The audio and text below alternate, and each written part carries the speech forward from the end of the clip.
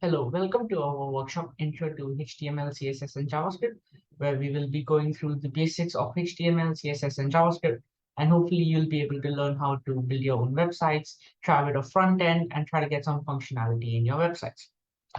So, these are the table of contents, and we'll mainly be covering HTML first. We'll tell you the basics, we'll teach you about attributes, how you can add links, how you can change up your images in your websites. Then we'll also tell you how you can style it. You can beautify it, you can make it more aesthetically pleasing as you like it. And then we will talk about JavaScript, which is a programming language commonly used in conjunction with HTML and CSS and adds a bit of the logic for the website to work and a bit of the functionality. So, why the website is working. And if you want the website to do something and, tell it to follow some instructions, JavaScript helps with that. So firstly, what is web development? So web development, simply put, is just making functional websites. Your Facebooks, your Twitters, your Instagrams, your Google, all of these have been built from scratch with the basics of web development at the fundamental level. And you can see these are very successful websites. Of course, they are much more complex than what we will be covering in this workshop today.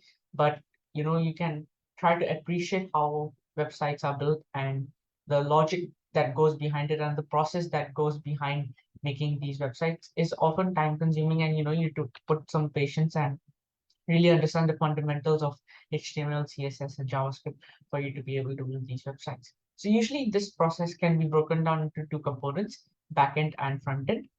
Backend is more of managing the data and ensuring something functional happens in the background rather than just clicking buttons for fun. So, example, you use Twitter and you want to tweet something. So when you type up your tweet and when you click tweet, it actually sends the tweet to like the rest of the world, right? And people can view it, people can comment on it, people can like it. And when you like it, the number of likes increases. So this is all part of the backend where you're able to make something functional happen and the data is stored somewhere where it is accessible to the end user. And today we will be mainly covering about front end because it's simpler to understand and it's much more faster to get you into building websites and designing them. So front end is the design and styling aspect of the websites. And at a basic level, this is done with HTML and CSS. But of course, if you're interested, you can find out more about front end frameworks like Angular and Vue, and you can try to make them, you can try to use these frameworks to better aesthetify your websites and make them look even cooler. But today we'll be just going through the basics, which is HTML and CSS. So in this workshop, we aim to teach you a little about some front-end tools, HTML, CSS, and JavaScript. And so hopefully you have fun and you're able to learn something new and really appreciate how websites are built. So firstly, we'll go to REPL.com and create a REPL account. So I'll show you how that's done. So I have REPL open here, and we can just go and click this create REPL. And when we create it, we can just choose this template, HTML, CSS, JavaScript, and you can name it whatever. So I'll just name it as BBCS workshop, and then we can click on create REPL. So it takes a bit of time to load, and then we'll get started with our REPL, where you can write code on an online editor, and it will run for you and give you the output here. And so let's move on back to the slides. Yeah, so let's begin with HTML. So what is HTML, right? HTML is the standard markup language for creating web pages. In basic terms, it's like the English of websites, right? It is the most fundamental and basic language on which websites are created and which has allowed websites to progress. And it basically describes the structure of a web page.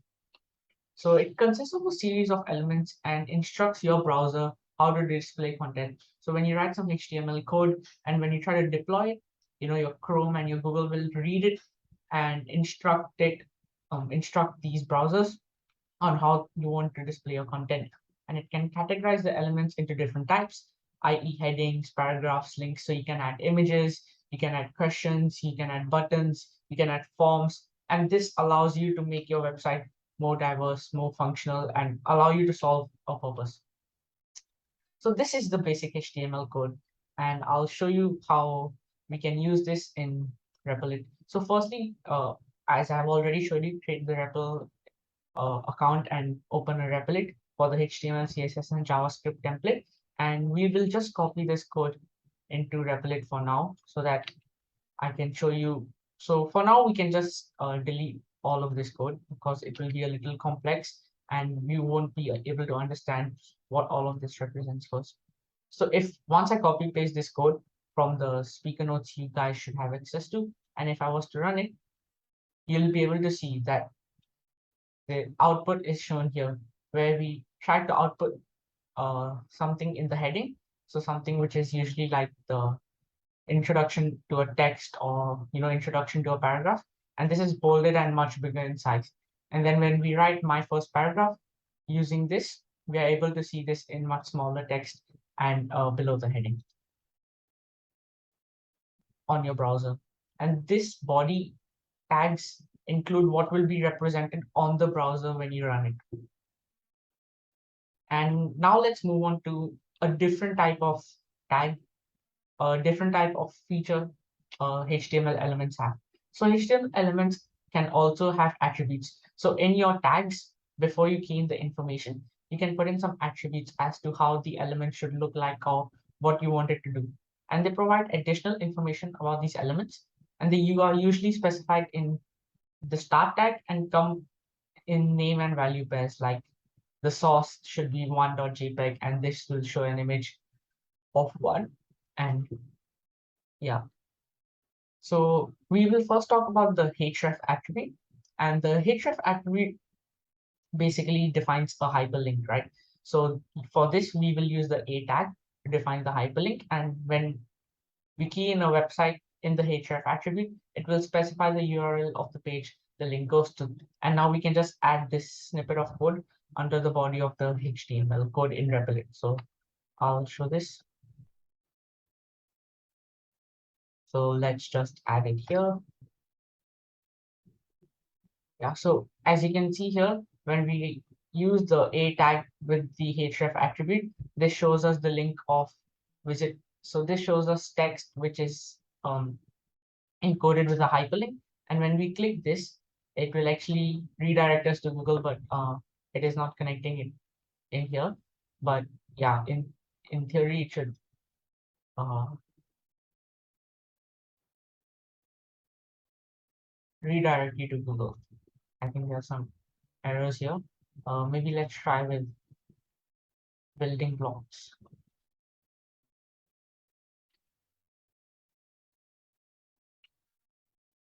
And let's do this.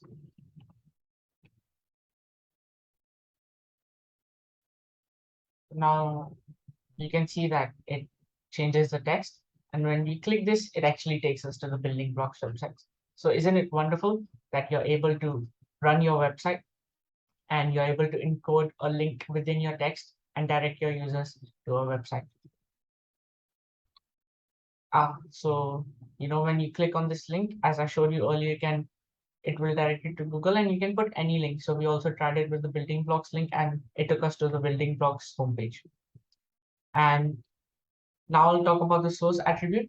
So the image tag is used to embed an image in an HTML page, and the source attribute specifies the path to the image to be displayed. So over here, you can put the source as wherever your image is stored in your directory, and you can add this snippet of code under the body of the HTML code as well. So, okay, let me just open it in a new tab. So if you zoom out, right, you can actually see that it's a picture of the cat. But of course, practically, right, when someone opens the website, they'll just think, like, what is this black chunk of stuff here? Because the cat picture is too large to be. So like when you just open the website, you can't see it. So how do we edit it? Is by actually specifying how large. We can do this by specifying how large the picture, how large you want to set the picture to be. So other than just having this source attribute here, you can also specify the width and height of the image in pixels. So maybe we can try this out now. Just over here in your image tag, right?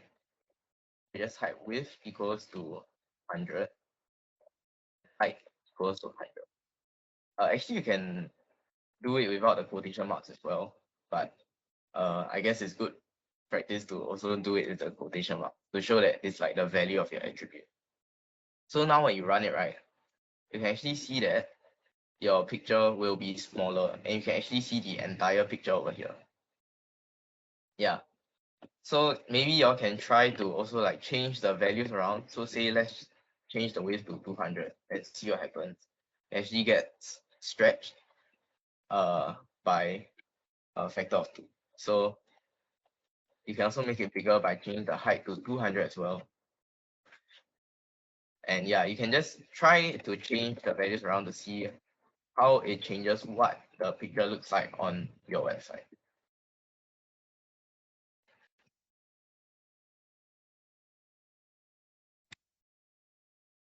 Okay, yeah. So maybe now I'll continue. Yeah, now you can see that the picture is smaller after changing the dimensions. So other than just having like, like sometimes when you're editing like a document or like some form of text, for example, you don't want it to just be like black. All the text is black. You want to make your website look more pretty and have more colors, for example. So you can actually do this by adding the style attribute. So what this does, right? Actually, right, this part, right, is more of like CSS. So which is like the aesthetic part of your creating websites. But you can also incorporate your sort of CSS into your HTML within this one line. So maybe we can try this now. Just okay lah. The code is already in the speaker notes here, so you can just copy it on slide 26.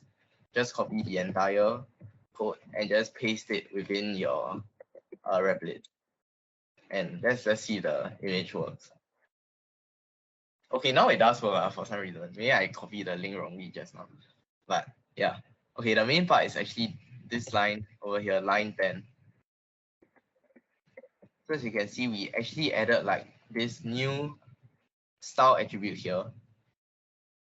When you put style equals to, yeah, I'll just rewrite it. Style equals to, first create a quotation marks, then you write color in American spelling, by the way, so there's no U. Then color : green. And then this will make this part of your my first paragraph, the color is now changed to green.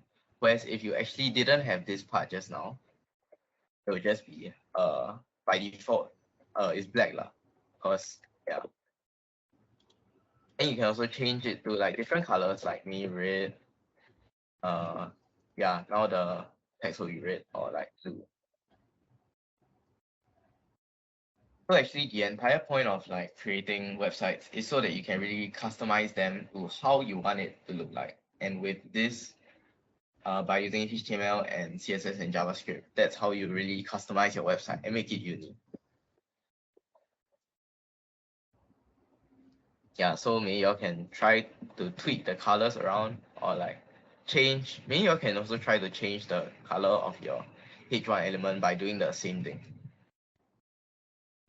But actually this part of the style attribute that I mentioned, right, is actually part of CSS, which is what I'll be covering in the later part.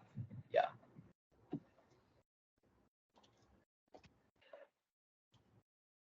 Yeah, if you have any questions, do feel free to ask it using the tickets, and the facilities will hopefully help you all.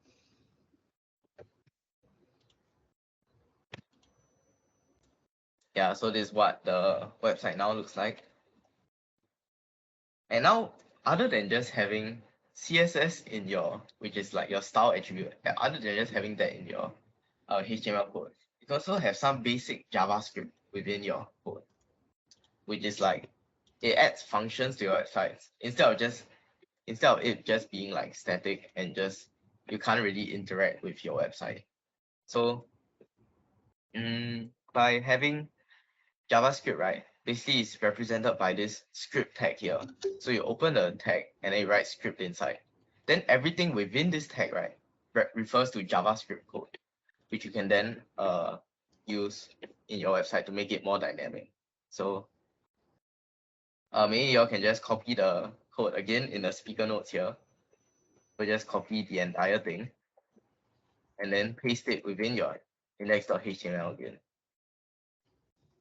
So as you can see, the new part that we added, right, is really this part here with this blank paragraph called with an ID of demo. So ID is just yet again another HTML attribute, which is like specifically refers to this element.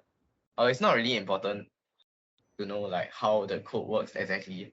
You just want to see like what the different components of the code are and like how it changes your website. Yeah. Then other than just having this paragraph tag, we of course also have this script tag. So what this script tag does, right? Basically it gets the element that has an ID of demo, as shown by this part here, gets the element with an ID of demo, which is basically this paragraph element here. Then it changes the text within it to hello JavaScript. So maybe let's just run it and see what it does. And yeah, now there's this thing here that says hello JavaScript. And you can also change the text within it to say like hello HTML. And the website will just automatically update the text. But let's see now what happens if we don't have this script tag here. Then of course, no, nothing will show up because it's just an empty paragraph. Unless we can just write some random text here. But then after we put the script tag, right, the text will still be replaced. The text within this paragraph tag will still be replaced with what we want it to be, which is hello HTML. So let me just bring it back to the original one. So by having this script tag here, right, it represents like the JavaScript portion of the code or the JS portion of the code, which like adds functions to your website and makes it more interactive instead of just static. Although in this case, actually it's still static because you can't really do anything on this website. But in the next example that we are looking at, right, you can actually add functions by creating like a button. So a button is like now another new HTML tag that you can add to your website, and is quite literally just a button that you can click on, and when you click on it, it'll do a certain function. So again, there's the code here in the speaker notes on slide 31. Just copy that into your Replit. And then now, right, we can see the new part that's added is, let me see. Yeah, this part here. So we added like a button and then a paragraph called PID equals time demo, which is like the ID for this specific element. So let's look at what this button does. So of course we have this button tag first, and then we close it here. So within the button, right, it'll say this text, click me to display the date and time. And then what happens when you click it, right, is that it will actually display what the current time is, which is 10:44 and March 13, 2023. So how it does this, right, is that it has an attribute over here called onClick, and then you set it equal to a function. So when you click on this button, right, they'll actually run the JavaScript code within the quotation marks here. So it will get the element which ID is time demo, and then just set it to display the date, which is like already a built-in function in JavaScript. Yeah, so actually, again, y'all don't have to know exactly how this works because this is just an intro course, but y'all can know that actually by having HTML, right, you can actually do this sort of interactive buttons where when you click on them, it can change your website accordingly instead of it just being static and just displaying a one fixed website at a certain time. So that is the power of combining JavaScript code with HTML code, which we'll also be doing more in depth later on. But of course, y'all might have noticed, right, that actually by having so many different HTML attributes in your code, right, it actually makes the code like look very quite messy. So that's why we have to separate the CSS and JavaScript into different files, which we'll be doing later on. So now let's go back to the slides. Yeah, so if you want to refer to any of the codes, right, just you can always get it from the speaker notes and then just copy and paste it onto your REPL to run the code. Or you can also like tweak the code to make it, to customize your website and make it like how you want it to look like. So as I mentioned earlier, if you click the button, it will just display the current time that it is. So here are just some other useful HTML tags that I didn't cover just now. Like for example, table, you can represent data in like sort of a table. And there are different rows and the headers of the table as well as what you want to put within the table. There's also forms. So for example, every time you go to a website where you have to log in, right, you have to key your username and password. That's already like a HTML form. So yeah. And then another thing is UL and OL. What it stands for, right, is unordered list and ordered list. So unordered list is like your unordered list is like sort of your bullet points of you can represent a list of data using bullet points, or ordered list, which is like 1, 2, 3, 4. Okay, let me just write it here to make it easier to visualize. For example, you have like different animals. It's like cat, dog, bird or something. Yeah. So this is like an example of unordered list. This is what it will look like on your HTML screen, website. And then ordered list will look like this: cat, dog, bird. So it's really just a different way of representing a list of elements that you want to show. So that's the use of UL and OL. Then there's also input and label. Yeah, so do read up more on yourselves. And if you meet any difficulties, you can always just use Google to find out how to use these different tags. So just to recap on what we learned in HTML, we learned that by having HTML, right, it basically creates your structure of your web page. And we also learned about different HTML elements that you can use, such as like button, images, anchor tags, which are like hyperlinks to another website, or like simple ones like headers or paragraphs. And we also looked at HTML attributes such as the source of the image, like or like the hyperlink of an anchor tag, which is where you want to link your the link to. Like just now it said visit Google, and then we also changed it to the BuildingBloCS website. And we also looked at HTML plus JavaScript. So we added JavaScript to the functionality of buttons to display the real time or the current time that we are in onto the website to make the website more dynamic. And we also learned how to run HTML code on Replit. So now we'll be having a 10-minute break. Just nice, I think. We'll come back at 11 a.m. to continue on CSS and JavaScript. So in this break, right, you can like may ask questions in the chat or explore more on HTML and tweak the code that I gave in the speaker notes just now. Yeah, and come back at 11 for the other parts. Yeah, hopefully you all can see the screen. Yeah, so after covering HTML, now I'll be moving on to CSS, which is the second part of the workshop. So CSS stands for Cascading Style Sheets. I mean, honestly, it doesn't really matter what it stands for, but basically it's to create the style of the layout of the web pages.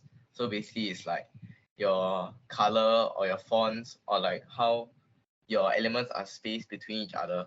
Basically the overall appearance and aesthetics of your web page. Whereas just now when we cover HTML, it's more of the structure and how the different elements the order of the different elements in your web page. So here is like a simple example of what CSS code might look like. So yeah, now I'll be explaining the parts of the CSS code. So for this part, right, I'll just be going through CSS all at once, and then I'll be showing you how you can use it on Replit. Yeah.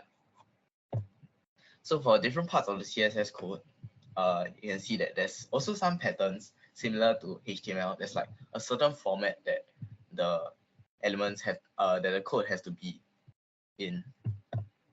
So firstly, you have like the selector. So it's like the type of element that you're referring to. In this case, we have like the body element or the H1 element, which is underlined by like this light green line. And then other than the selector, we also have the attribute, which is, as I mentioned earlier on, attribute is like sort of this thing that belongs to the tag that you are referring to. But in CSS, it's like the part of the selector that you're referring to. And then of course, for every attribute, we must also have the value of the attribute. So like the same selector has the same attributes, but by changing the value over here, you can create different elements with like different aesthetics or different colors. Yeah. So, but actually the website is really created using HTML code. So how do you like sort of link the CSS aesthetics to your HTML code? Because you can't really write CSS code in your HTML file. Actually, one way to do it was to use the style attribute that I showed earlier on, which is like, for example, this part here. You can directly write in the style equals to what in your HTML code. But if you have a very big website and you want to use aesthetics or CSS for like all your different elements, because most websites want to be stylish, so you have to write this style attribute for every single element, and that makes it like very messy and unreadable for people to know what's going on and edit the website if they need to. That's why we create another separate CSS file and then link this CSS file to your HTML file to make it more readable and more like it makes it more neat. So yeah, that's good practice. And what are we showing now? So first, for this part, right, you'll be putting sort of this link tag in your HTML head, the head part of your HTML. Then similarly, you want to use the href attribute, which shows like where your CSS file is located. And then the rest of it is just standard lah. You can't really change the rest of it. Basically, what you have to specify here is your name of the CSS file, or like, so your HTML code will know where the CSS file is coming from, and then can use that CSS to style your website accordingly. So maybe let's just take a look at how we can use this in Replit. I forgot to put it in the speaker notes, but okay, never mind. I'll just write it here. So we first create a link. Oh yeah, I forgot to mention earlier on, but not all HTML tags have like a sort of this closing tag over here, because for some HTML tags, right, like link, you can't really put.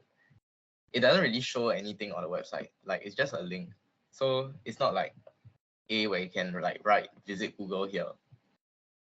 So that's why this one doesn't have a closing tag. Rather, it's just like sort of a slash at the end of the tag.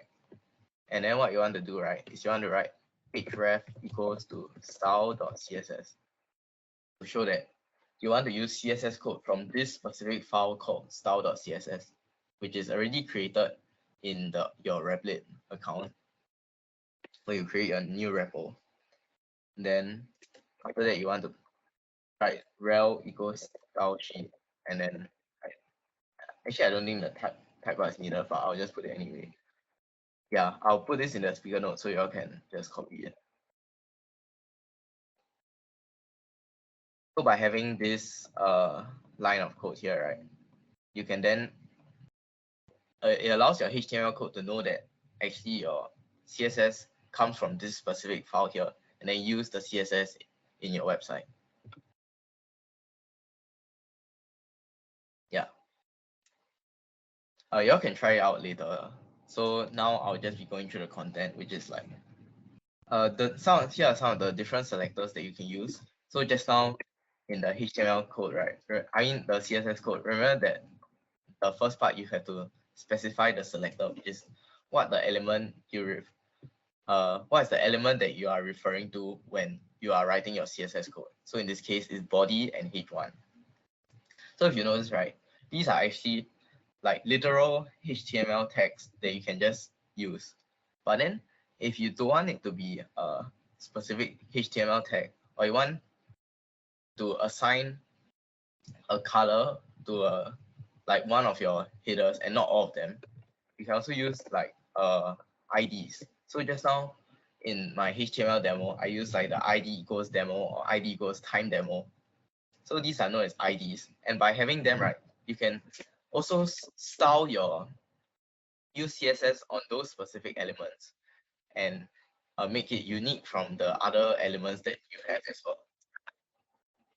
And another way to do that is using classes. So usually for IDs, right, it's just one specific element that you are applying the CSS to. But for classes, right, it's like a group of elements that you want to apply the exact same CSS to. And to refer to them in your CSS code, right, for example, the HTML tag, right, you just need to write down exactly what it is. Like body, you don't need anything. It's just body and h1. But for IDs, right, you need to add this sort of hash symbol in front to indicate that you're referring to an ID in your HTML code. And for classes, it's a dot in front. It's okay, I'll just be demonstrating that later on to show how it works. Yeah, you don't need to worry about it. And then here are just some common attributes that you can use in your HTML code. So instead of just changing your color or changing your I don't know what else I changed in the code, text align here. You can also change the background color maybe, or like the font family or the font style, or like how far it is spaced from other elements using margin or padding. So actually, even I'm not very sure of like what all the CSS attributes are, but really these are like you have to search it online for like what functionalities you want. Like say you want this element to be 5 pixels below this other element, or you want a spacing of 10 pixels between your elements, for example. Then you really have to search online to find out what you want, what CSS attributes and what values you should assign them to. Or you can really just keep running your code and just keep tweaking and modifying the values such that it looks like your website looks like how you want it to look like. And yeah, now I'll just be doing a simple CSS demo. Okay, yeah. So the code that you want, right, is in slide 45, which is I didn't put it in the presenter mode, so it'll be skipped. But basically it's here. So here we have the HTML code and the CSS code. And for this, I actually advise you all to go out of this repo and then actually go and create another repo so that you don't have to like overwrite the code that you've written earlier on. So just go back to here, press your create repo, and then just create another repo specific to CSS so that you don't get rid of the code that you wrote earlier on. I mean, here I already wrote my version of the code here. And so when you actually copy the code, right? So you copy the HTML code into the file, which is index.html.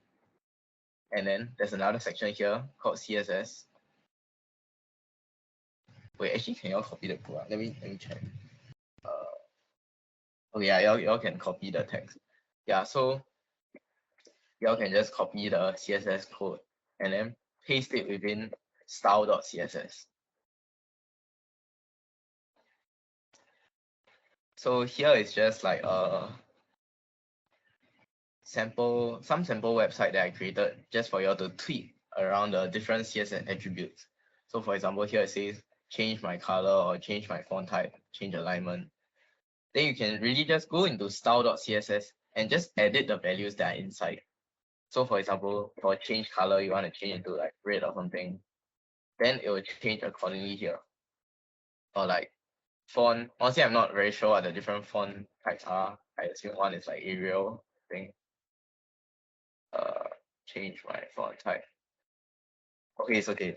I'm not very clear what I'm not very clear on what the different font types are, but you can also change that as well. And of course, change align basically means that how you how is aligned in the website. So you can change to like say center. So now you can see that this part is in the center of your web page instead of just being at the left side. I can additionally also change it to right or something. And this makes it aligned to the right up. So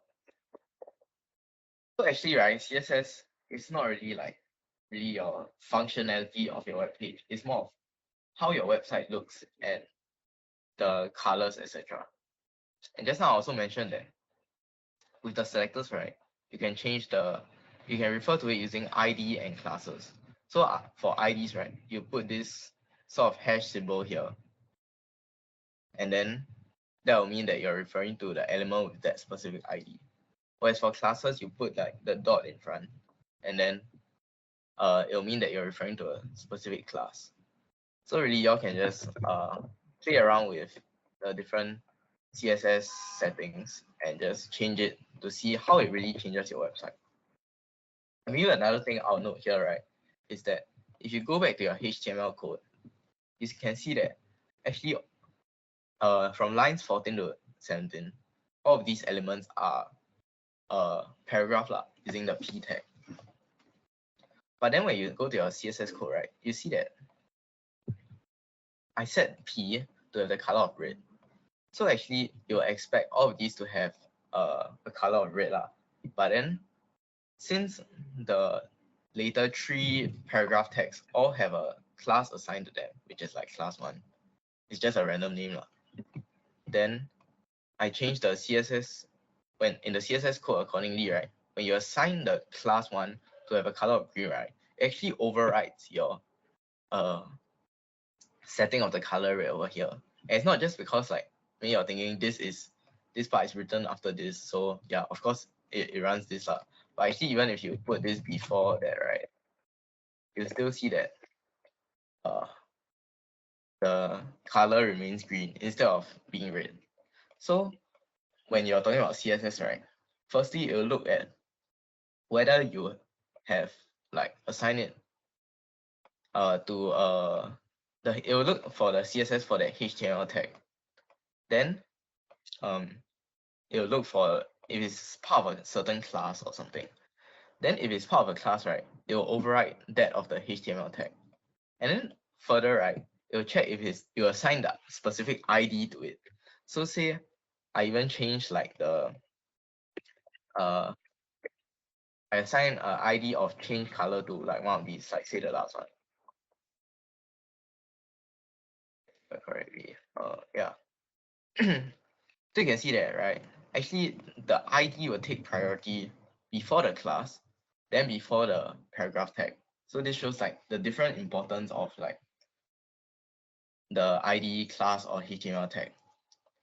So yeah, I'll just give you all some time to maybe play around with the CSS, and maybe you all can also search for other CSS attributes that you can use in your website to make it look nicer. Yeah. As usual, the code is in the slide as well. It's on slide 45. And if you have any questions, you all can use the Discord to ask the facils. Yeah, maybe I'll give you about 5 minutes to just play around with the CSS or like add to the HTML code and change the CSS again.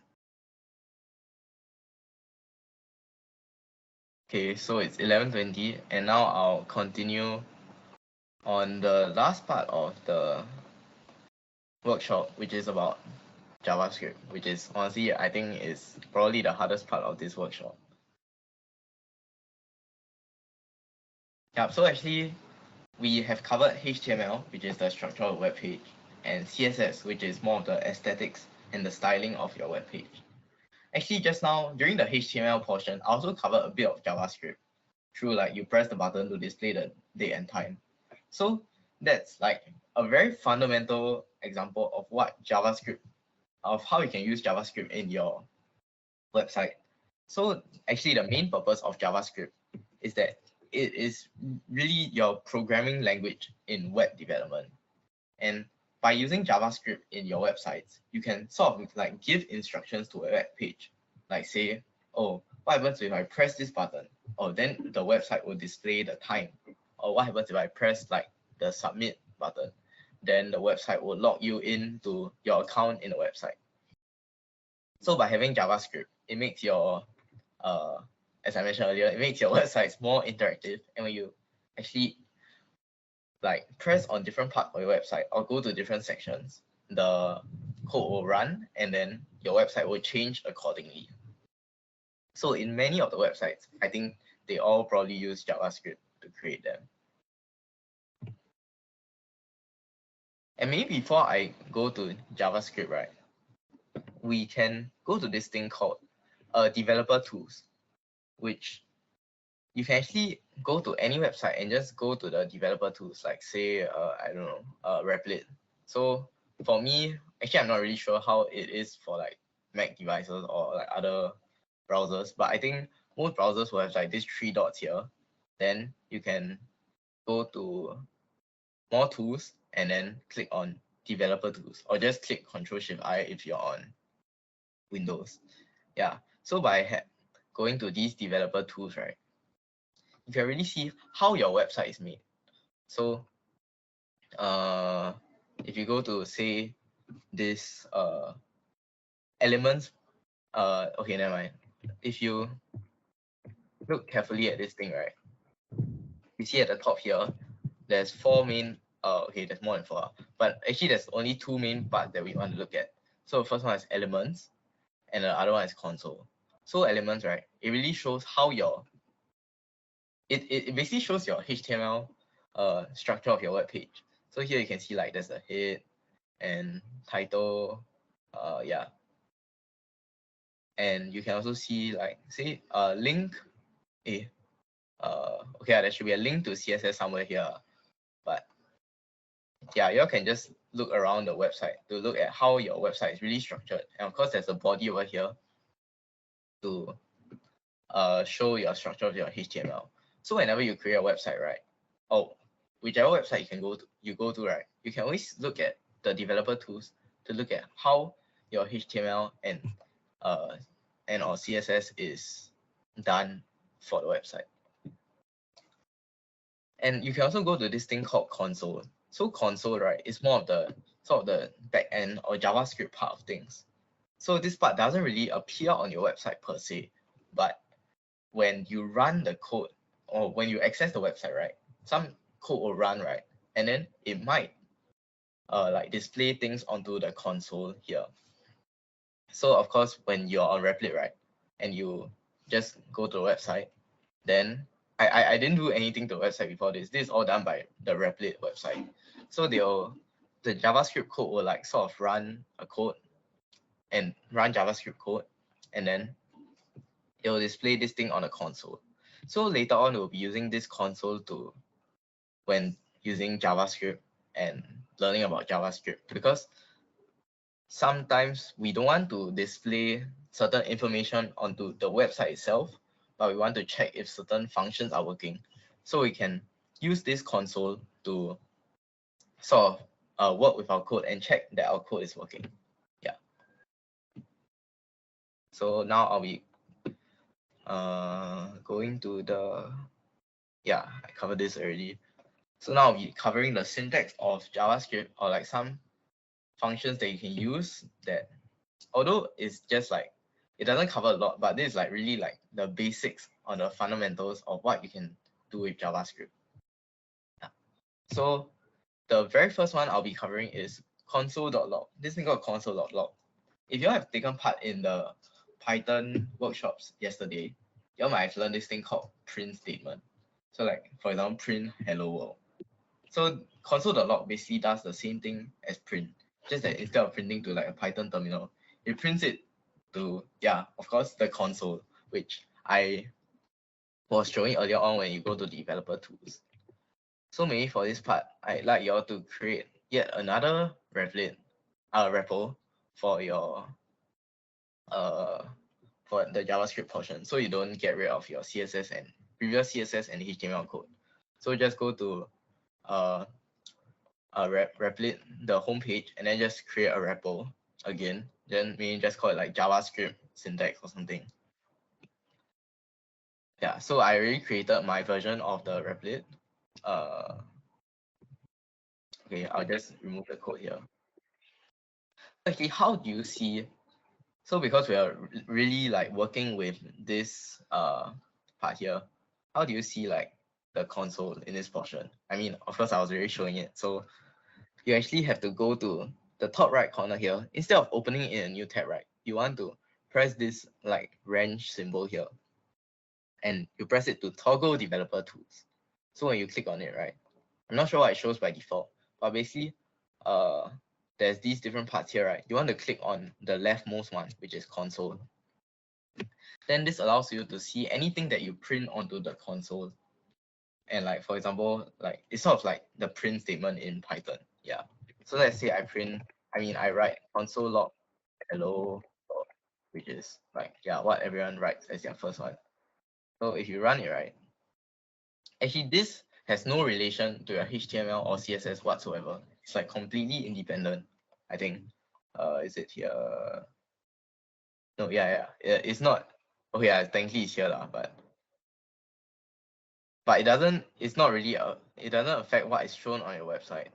Rather, it affects what is shown on the console over here. So if you look very closely at the bottom right corner, right, you see that in the console over here, we have printed hello world, which, yeah, shows that if you change anything else here, right, like, yeah, I love JavaScript or something, it doesn't change your website at all, but rather you can see it in the console over here. So yeah, again, what's the point of doing this if it doesn't change your website? But it's really for you to know, like, it's somewhat for like the developers to look at how their code works as a whole, instead of you don't want it, for example, you don't want things to display on your end product of your website where most people will be looking at. You want to have certain information where you want to keep to a certain group of people or the developers. Then you can just print it to the console so that not everyone can see it. Yeah. And the console will be also where we will be looking at for most of the JavaScript portion of the workshop. So here in the speaker notes on slide 52, I also included like just some more console.log statements for you all to try. And now I'll be moving on to data and data types. So for example, for all programs, right, you have this thing called, you want to have data lah. So to store like certain values, or yeah, basically everything that you use, right, will have data. And there are different types of data, such as strings, which are like just like text as a whole, or like integers, which are numbers like 1, 2, 3, 4, or like booleans, which are bool, BOOL, it stands for boolean, which is true or false values, and you also have like decimals, for example. So one way or one analogy that I thought of is like through a person. So of course, everyone, right, you have like certain types of data or like things, attributes lah. So for example, a person has a name, an age, a gender, and a height, and these can represent like different data types. So say, yeah, this guy on the right here, his name is John, and he's 10 years old, and he's a male, and he's 1.40 meters. So how does it relate to different types of data? A name, right, is essentially just a string, because you can't really represent it as a number, and you can't really represent it as true or false. So different people have like different names, like say John or Mary, or like me, Ian, and these are like letters that can be represented as the string data type. So this data type is called string. And then another type of data that's present in a person is like their age, which is in this case 10 years old, because age, right, it's not really like a name like that where it like, okay, I mean it does vary from other people, but really what it is just a number, like you're 1 year old or you are 30 years old. So all of these are really like numbers. And a gender, right? Okay, traditionally there are only two genders. So there's male and there's female. So like this can be represented as a boolean, which is like true or false value. So like for example, if you set male to be like true or female to be false. And so for this type of data where there's only two types that it can occur in, right? Which are distinct from one another. It can be like true and false, which is also a boolean. And finally, we have decimals. So it's basically not a whole number lah. Yeah.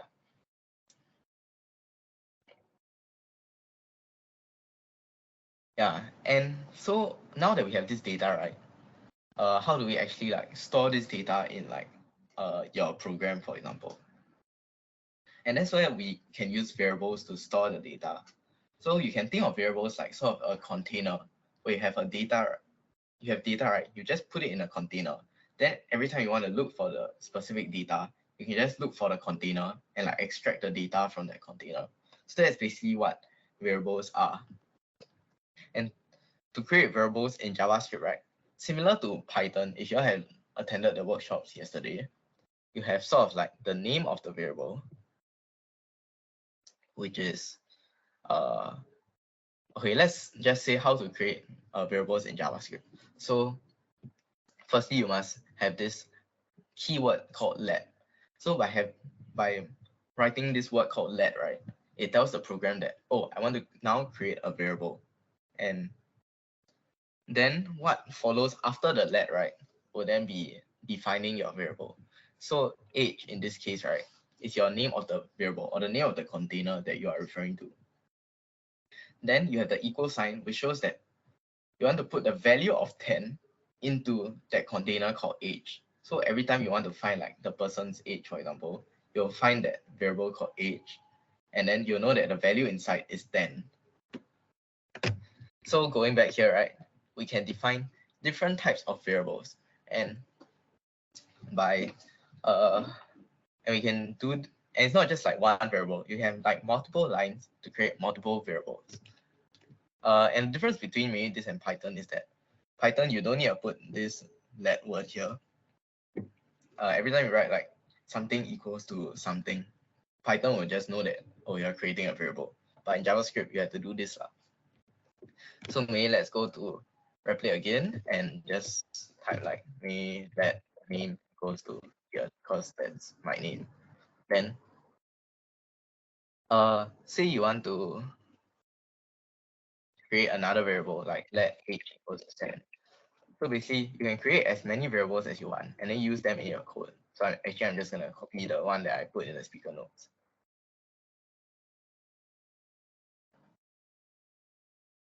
Okay, yeah. So by having these different variables, right, you now have access to these certain values. And you don't even have to like put this as 10, but you can like change the value to 4 or 8 or whatever you want it to be. It's really up to you. But when you run the code, right, actually nothing happens in the console. So how do you know what's really happening in your variables? So yeah, of course, you can link it back to the previous part that I mentioned, which is console.log. You can just console.log and say you want to print out the value of 10, or in this case, the person's age. Like, of course, you can just write console.log 10 lah, but if you want it to be dynamic and apply for every person's age, right, then you want to console.log the person's age. So in this case, now it's 10, right? But then say what if this was 4? Then of course the program will be dynamic and print out the value of the specific variable, which is 4 lah. Yeah, so other than just creating variables and printing them to the console, right, you can also modify the variables. So you can change the value of what's inside that specific container that you are referring to. So let's say in this case, you know that current age of the person or John is 10. But then say what if it's after 5 years? Then of course the person's age will change. So to change the value of the variable, right, you don't need the let keyword anymore, because let, right, tells the program that you are creating the variable. But if you are modifying it, you don't need the let keyword because the variable is already created. So on the left side, just put the name of the variable, then set it equal to the new age of the person. So let's see how this really works in JavaScript. So let's say let the age equals 10, and console.log current age. And as I mentioned earlier, you can always console.log. Literally just put the variable name, which is age, into your console.log. Remember to not put the semicolons, no, not semicolons, quotation marks around age, because if you do this right, it will literally print the word age instead of like what you wanted to print, which is 10. So don't put the quotation marks. And after that, right, you want to add say 5 to the age because it's the age after 5 years. So you don't need a let keyword anymore. Just write age. You set this equal to the new value which you want it to be. You can't just write, for this you also can't just write 10 plus 5 because what if the person had like a different age at the start? So in this case, it will really be setting the age to the current value of age plus 5. And then this will be set into the new value of age. And then the container will then have the new value. So now if we print the age after 5 years, see that the new age is now 15. If you all can see on the bottom right corner here, it's a bit smaller. Of course, you all may have noticed another way to do this is instead of putting this line, we just write console.log age plus 5. I mean, that works as well.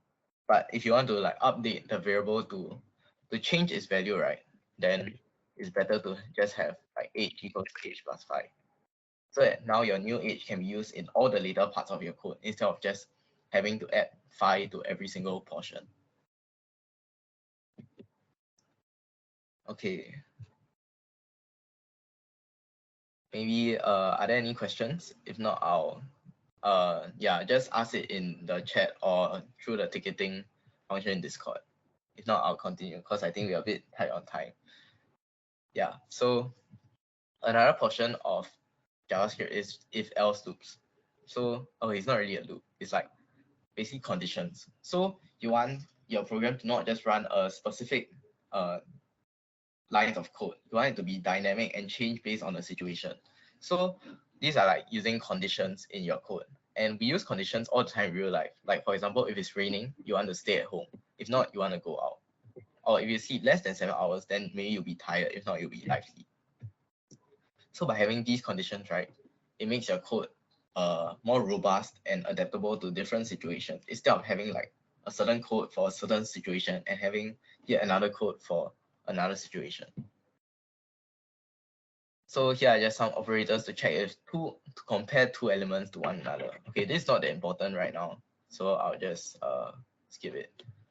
Yeah. And we can also think of conditions as like in the form of a flow chart. So in this case, we start at the top here and we check, is it raining? If yes, then we want to stay at home. And if it's not, then we want to go out. So it accounts for like different scenarios and the different actions we take based on the scenario and the condition. And we can also use this, of course, in JavaScript. So in this case, we create a variable called weather, and we set it equals to the value of rain. So we check if weather is equal to rain, and if it is, then we want to print stay at home. And if it's not, then we want to print to go out. Now maybe you can try this in your repo. So you just copy and paste the code in slide 60. Then yeah, since weather is rain, it will print stay at home. But say if weather was like sunny, then it will print go out. This shows that like the code changes based on what the value of weather is. Okay, I think y'all can try it on your own when in your free time lah. Yeah. Other than just having only two outcomes, right? Another way we can use it is through else if. So this adds like different layers of the condition and allows for more outcomes in a single check. So let's say if your score is less than 50, then maybe you want to study harder. And then it goes to, if your score is more than or equal to 50, then it goes to no lah. Then it checks for another condition. If your score is less than 80, then you can do better. If not, well done. Okay, basically this is just an example of how you can use more than 2 possible outcomes in a flowchart. And let's now try it with really an else if statement in your JavaScript code. So now we have the code in the slide 62. We can of course run it again. And then, yeah, so based on your score, right, the program will print out different outcomes. And I suggest you all can try it with, you can try to change the score to 40 and 60 and see how the outcome of your code changes accordingly. For this part, right, it's not really important to know how it works right now. You all can always look back at the code in the after the workshop and try to analyze like how the different parts of the code work, or like always search on Google for different tutorials on how to write JavaScript code. Yeah. So now I'll be moving on to another part of JavaScript called functions.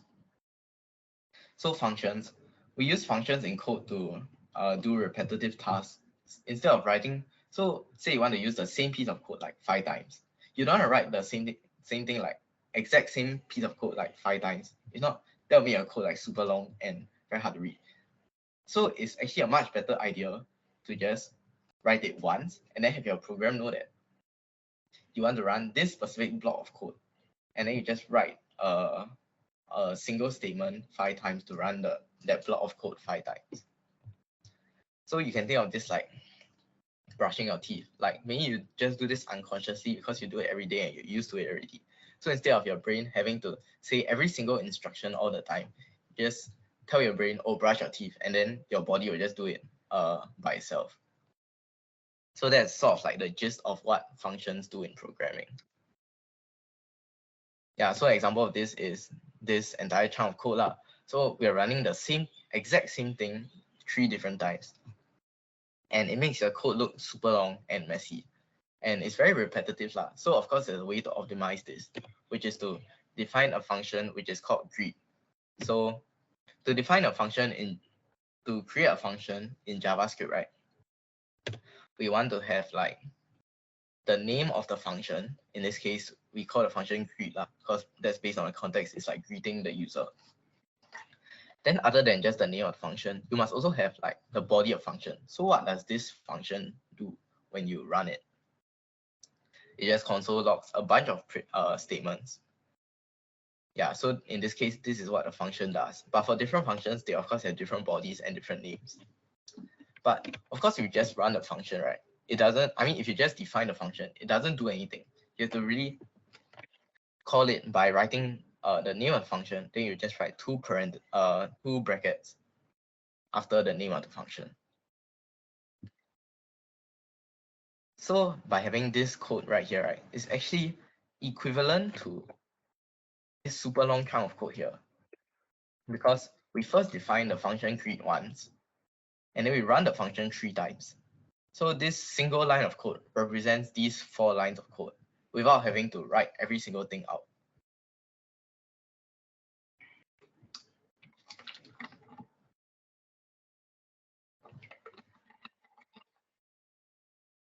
So maybe y'all can always, is in the speaker notes. Okay, never mind, it isn't, but I'll just write it, I guess. Console. Okay, never mind. I'll add it to the speaker notes later on so y'all can access it. But basically, to create a function, you must write the name of, you must write the word function and tells the program that you are now creating a function. They write the name of the function, in this case it's greet, but you can always change it to whatever you want it to be.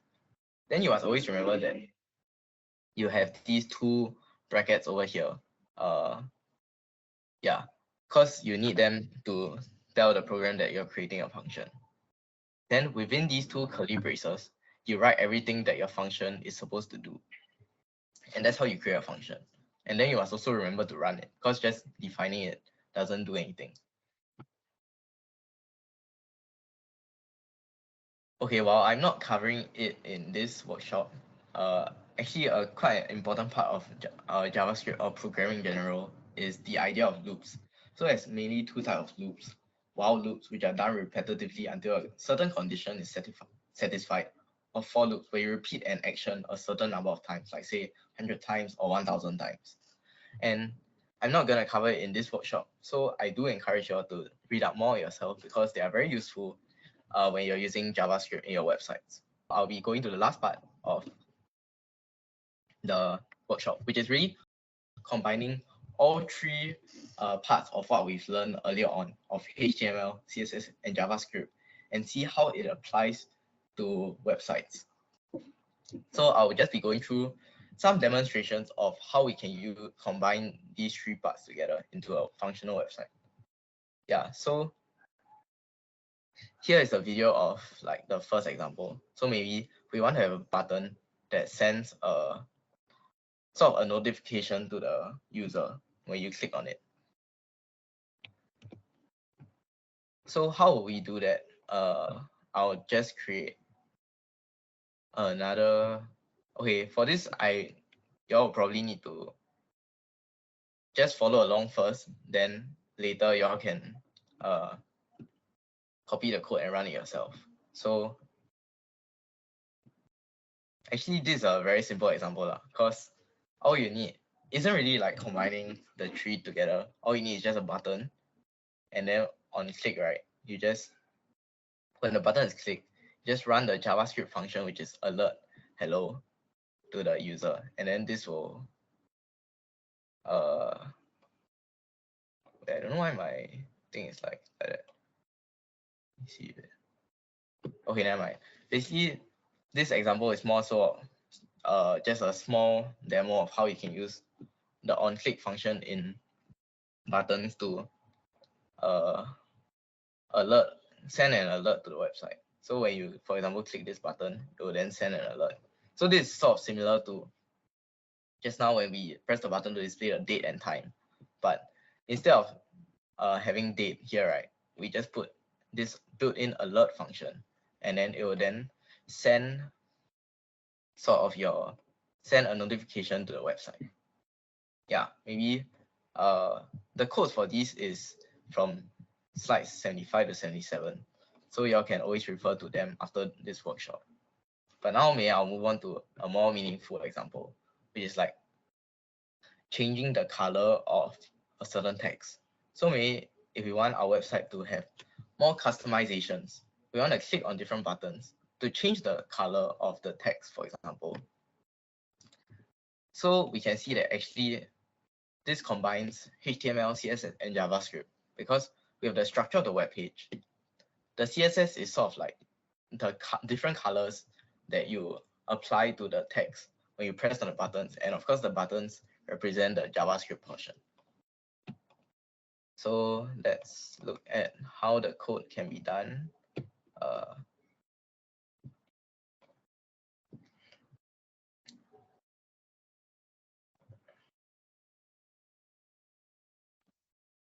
Okay, so I'll just be explaining how the code works generally.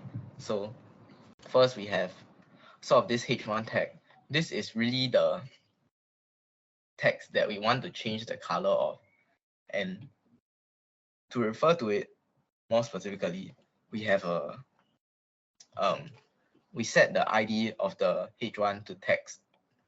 Or honestly, you can set it to whatever you want. In this case, I set it to text so that we can refer to it in our JavaScript code. Then next, the next three lines show that we have three different buttons, one corresponding to blue, red, and black. So when we click on the blue button, of course, the text would become blue, and the same for the other colors are red and black. But what it actually does, right, is when you click on it, it will run this function called blue, or red or black. But actually, in JavaScript, right, there's no such function that exists called blue, red, or black. So we need to define it ourselves in our JavaScript code. which is in script.js. So here, right, we have a function called text. So this represents our HTML element of the. We want to change the color of this text over this h1 element over here. So we have to get the element in our JavaScript code and we refer to it by its ID, which is text. So now let's look at each of the functions which the button will run when you click on it. So to change the color of an element, right, we actually use this thing called .style.color. So this means that .style means that you want to change the CSS part of the element, and .color means that you want to change specifically the color of the element. So say when we click on the button blue, right, it actually runs this function called blue over here, and then it sets the color equal to blue. But let's say if we change this to like say green, right, then it will change accordingly as well. And you click on it, the color will change to green. So it's more so of just setting the correct color to based on the function. So for different functions, right, it's essentially running the same piece of code, just that the value of the color attribute is different. So actually, when you first look at the outcome, right, you might think, oh, how will I go about doing this to change the color based on the button that I press? But actually, when you really think about it, right, it's just running different functions based on the buttons, and then, yeah, just creating different functions and then knowing how to change the color of your elements.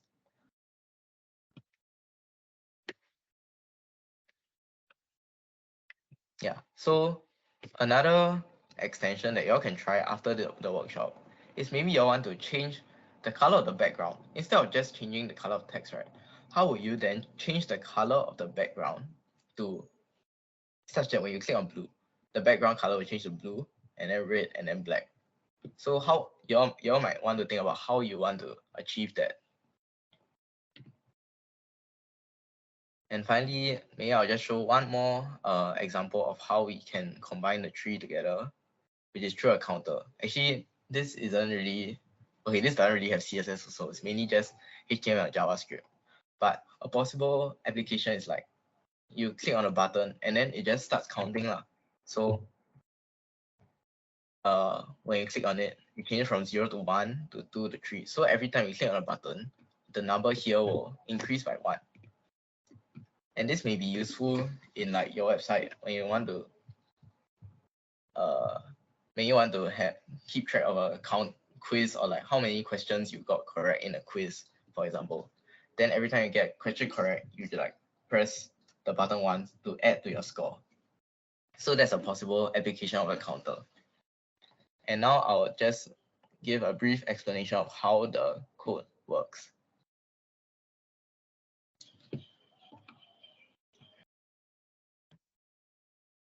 Okay, sorry. I think I was going a bit fast for this part, but that's because we are short on time.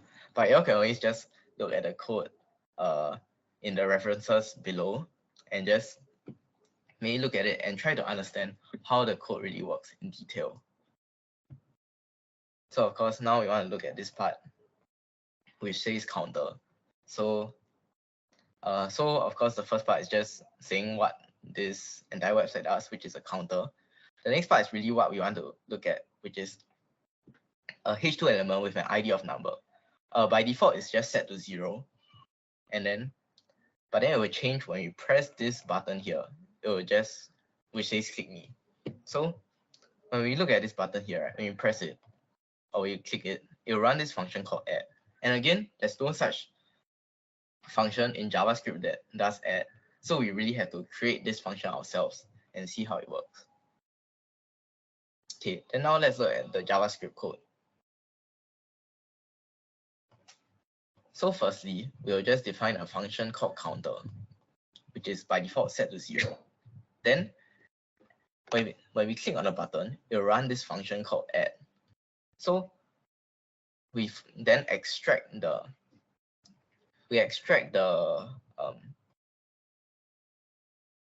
this h2 element here by its ID of number.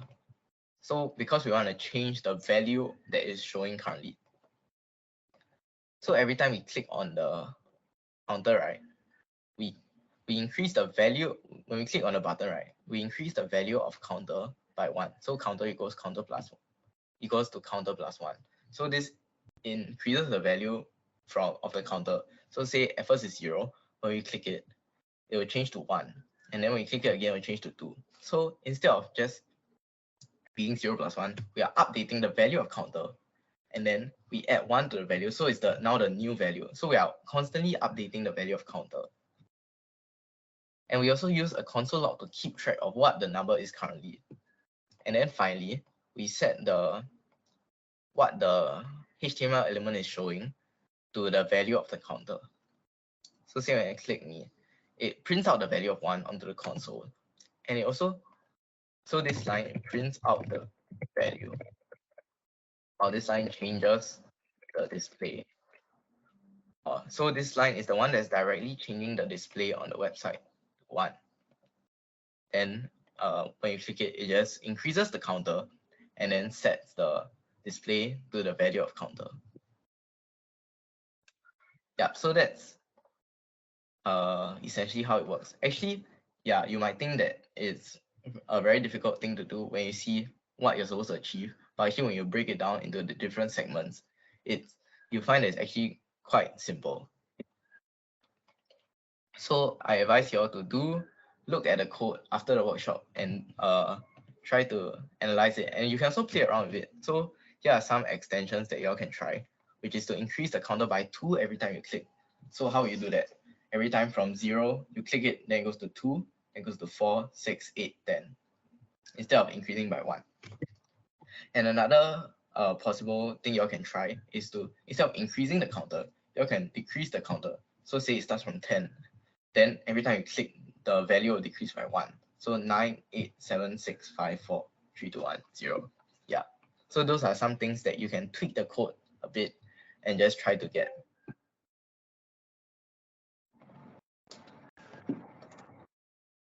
Okay, so yeah, I apologize for going a bit fast, but basically now I'll be summarizing what we have learned throughout the entire workshop. So here are the main takeaways that hopefully I've shared to you all through the this workshop. First, we learn about what web development is all about. Basically, it's writing your code and then transferring it to a website that you can actually see and you can actually play around. And of course, for most websites, there are 3 main portions of web development, which are HTML, CSS, and JavaScript. So for HTML, it's really the structure of the web page. And we learn about the different HTML tags like headers or paragraphs, as well as the different attributes like setting a link to another website or having a source of a certain image. And in CSS, we learn how to style our web pages, which is like the different colors or the different font types, and basically the overall appearance and aesthetics of your website. Finally, we learn about JavaScript. So I went through the basic syntax of JavaScript, like console.log or creating variables or if else and functions. And really through JavaScript is really what makes creating websites more fun and interactive, because you can really play around with the website and the website will change based on what you do. Yeah, so I hope you have enjoyed the workshop and taken away a lot. And just to end off, for the certificates and workshop materials, right, it will be sent to you via your emails. Yeah, and please, I encourage you all to also look at the materials again and look at the code and really analyze and tweak them based on how you would like them to be. Yeah. Okay, thank you.